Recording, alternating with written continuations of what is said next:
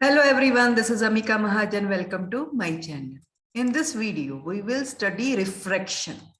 Basically, this video is focused on difference between mass density and optical density and principle of reversibility of light. Very important principle.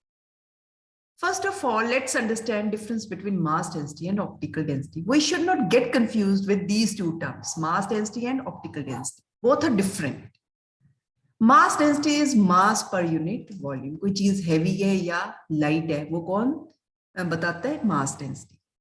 अब किस medium में speed light की ज्यादा है या कम है वो कौन बताता है? Optical density. So optical density is the ratio of speed of light in two media. और एक चीज ध्यान रखें कि अगर चीज कोई ऑब्जेक्ट हैवी है, इसकी मास डेंसिटी ज्यादा है, जरूरी नहीं कि वो उसकी ऑप्टिकल डेंसिटी भी ज्यादा हो. जरूरी नहीं कि वो डेंसर मीडियम हो. जिसकी ऑप्टिकल डेंसिटी ज्यादा होती है वो डेंसर मीडियम माना जाएगा, जिसकी ऑप्टिकल डेंसिटी कम होगी वो रेयर मीडियम माना जाएगा. अब एग्जांपल लेते हैं, टर्पेंटाइन एंड वाटर. टर्पेंटाइन की जो मास डेंसिटी है वो वाटर से लेस होती है, यानी टर्पेंटाइन वेट में वाटर से लाइटर है, लेकिन इसकी ऑप्टिकल डेंसिटी वाटर से ज्यादा होती है, यानी ये डेंसर मीडियम है और water rarer medium. So this example is enough to understand difference between mass density and optical density. और ये भी जरूरी नहीं है कि जिसकी mass density ज्यादा है तो वो denser medium ही होगा. अब अगला जो हम करने वाले हैं वो है principle of reversibility. According to this principle, if the path of ray of light after going through a number of reflections and refractions is reversed, then it always retraces its path in opposite direction. इसका मतलब क्या है?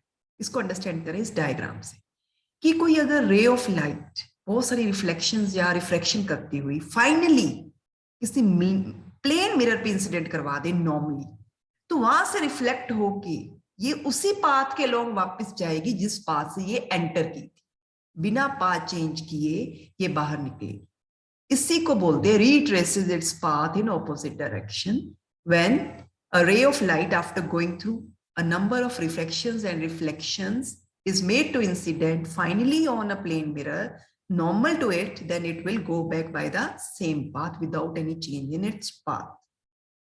अब जैसे ये रे, हम एक मीडियम एयर ले लेते हैं, एक वाटर. एयर को वन मान लेते हैं, वाटर को सेकंड मीडियम. ये रेयर मीडियम हो गया एयर और वाटर डेंसर हो गया, क्योंकि एयर की जो एब्सोल्यूट रिफ्रैक्टिव इंडेक्स है वो वाटर से कम है. अब जब ये रे ऑफ लाइट इसके ऊपर इंसिडेंट हो रही है तो ये बेंड कर रही है टुवर्ड्स द नॉर्मल. क्यों? क्योंकि it is moving from rare to denser. This is angle of incidence, angle between incident ray and normal. This is angle of reflection, angle between reflected ray and normal. ये तब जब ये first से second medium की तरफ जाए. लेकिन जब ये सेकंड से फर्स्ट की तरफ after reflection through plane mirror जाएगी वापस उसी रास्ते से, तो ये जो आर है, क्योंकि ये वाटर से एयर की तरफ जा रही है, अब इंसिडेंट रे जो पहले रिफ्रैक्टेड रे थी अब इंसिडेंट रे बन जाएगी. अब वो वाटर से इंटरफेस पे फॉल करेगी, तो एंगल आर अब इंसिडेंस एंगल हो जाएगा, और आई जो पहले इंसिडेंस एंगल था अब रिफ्रैक्शन एंगल बन जाएगा. कब? जब ये रिफ्लेक्ट होके सेकंड से फर्स्ट मीडियम की तरफ वापस जा रही है उसी पाथ से. सबसे पहले हम जब एयर से वाटर की तरफ आते तो according to Snell's law sine i upon sine r should be equal to 1 and 2. इसका मतलब 1 से 2 की तरफ. लेकिन बोला क्या जाएगा? Refractive index of medium 2 with respect to 1. लेकिन अगर ये रे फाइनली प्लेन मिरर पे फॉल की और रिफ्लेक्ट होके वापिस उसी पास से एयर की तरफ जा रही है, तो अब ये इंटरफेस पे किस तरफ से फॉल कर रही है? वाटर से. अब जो इंसिडेंट रे किस में आ गई? वाटर में आ गई. तो पहले जो एंगल ऑफ रिफ्लेक्शन था वो एंगल ऑफ इंसिडेंस बन गया. तो sine of angle of incidence mean sine of r upon sine of angle of refraction means sine of i should be equal to, कहां से जा रही है? 2 से 1 की तरफ, 2 and 1. इसको बोलेंगे refractive index of medium 1 with respect to 2.